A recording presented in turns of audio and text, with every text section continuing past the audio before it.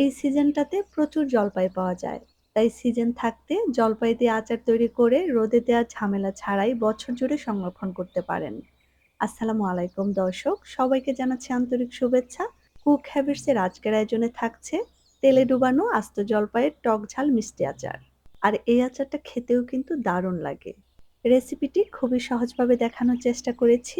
আশা করছি বরাবরের মতো আমার আজকের আচারের রেসিপিও আপনাদের ভীষণ ভালো লাগবে। আর রেসিপি ভালো লাগলে চ্যানেল সাবস্ক্রাইব করে পাশে থাকবেন।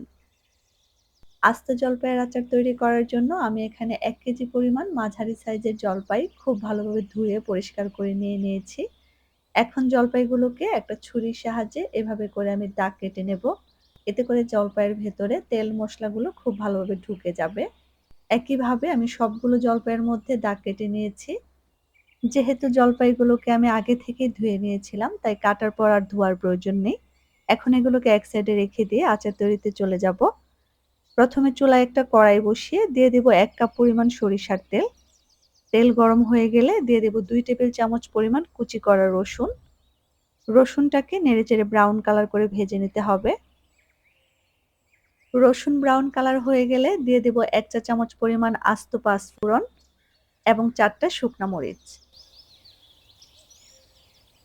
এগুলোকে নেড়েচেড়ে ১ মিনিটের মতো ভেজে নিয়ে দিয়ে দেব ১ টেবিল চামচ পরিমাণ সরিষা বাটা। আর সরিষা বাটাটাকে ৩০ সেকেন্ডের মতো ভেজে নিয়ে দিয়ে দেব আগে থেকে কেটে রাখা জলপাইগুলো।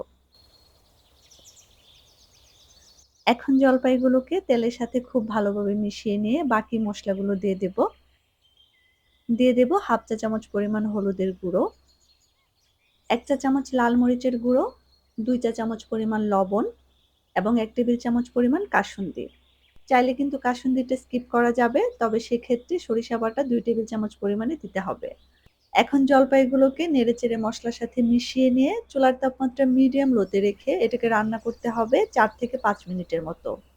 রান্না করতে করতে জলপাইয়ের কালারটা যখন এরকম চেঞ্জ হয়ে আসবে, তখন এর মধ্যে দিয়ে দেব ১/২ কাপ পরিমাণ আস্ত রসুনের কোয়া। আর এই আচারটাতে আস্ত রসুনের কোয়া দিলে আচারটা খেতে কিন্তু ভীষণ ভালো লাগে। আচারের মধ্যে হালকা একটা মিষ্টি ভাব আনতে দিয়ে দেব ১/২ কাপ পরিমাণ চিনি। আর এই চিনিটা দেওয়ার কারণে আচারের টেস্ট কিন্তু অনেকটাই বেড়ে যাবে। দিয়ে দিয়েছি ১ চা চামচ পরিমাণ বিট লবণ এবং 1/৪ কাপ পরিমাণ ভিনেগার। আর এই ভিনেগার দেওয়ার কারণে কিন্তু আচারটা রোদে না দিয়েও ১ বছরের মতো সংরক্ষণ করা যাবে। এখন সবকিছু একসাথে ভালোভাবে মিশিয়ে নিয়ে চুলার তাপমাত্রা মিডিয়াম লোতে রেখে আচারটাকে ঢাকনা দিয়ে রান্না করব ২০ মিনিট।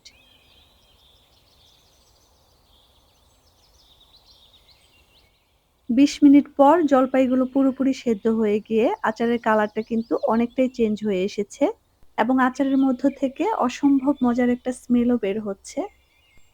এ পর্যায়ে দিয়ে দেব ১ চা চামচ পরিমাণ ভাজা পাঁচফোড়নের গুঁড়ো। এই আচারটাতে কিন্তু খুব বেশি পাঁচফোড়নের গুঁড়ো দেওয়ার প্রয়োজন নেই, যেহেতু আমরা এখানে আস্ত পাঁচফোড়ন ইউজ করেছিলাম। লবণটা আমার কাছে একটু কম মনে হয়েছে, তাই আমি এখানে আরো ১/২ চা চামচ পরিমাণ লবণ এড করে দিয়েছি। এখন সবকিছু একসাথে মিশিয়ে ৫ মিনিটের মতো রান্না করলেই হবে। জলপাইগুলো খুব ভালোভাবে সেদ্ধ হয়ে গিয়েছে এবং আমাদের আচারটাও হয়ে গিয়েছে। এখন আচারটাকে চুলা থেকে নামিয়ে ঠান্ডা করে কোনো কাচের বয়ামে ভরে নিতে হবে। এবং আচারটা যদি ১ বছর সংরক্ষণ করতে চান, তাহলে আচারটাতে আরো ১ কাপ পরিমাণ সরিষার তেল এড করে তারপর কোনো কাচের বয়ামে ভরে নিতে হবে। এবং খেয়াল রাখতে হবে আচারটা যখন বয়ামে ভরে নিবেন, তখন আচারটা যেন তেলের নিচে ডুবে থাকে। আর এই আচারের তেলটা যদি আপনারা খিচুড়ি কিংবা মুড়ি মাখাতে ইউজ করেন, তাহলে খেতে কিন্তু ভীষণ ভালো লাগে। আশা করছি বরাবরের মতো আমার আজকের রেসিপিও সবার ভালো লেগেছে। আর রেসিপি ভালো লাগলে চ্যানেল সাবস্ক্রাইব করে পাশে থাকবেন। ইনশাআল্লাহ দেখা হবে পরবর্তী কোনো রেসিপিতে। আসসালামু আলাইকুম।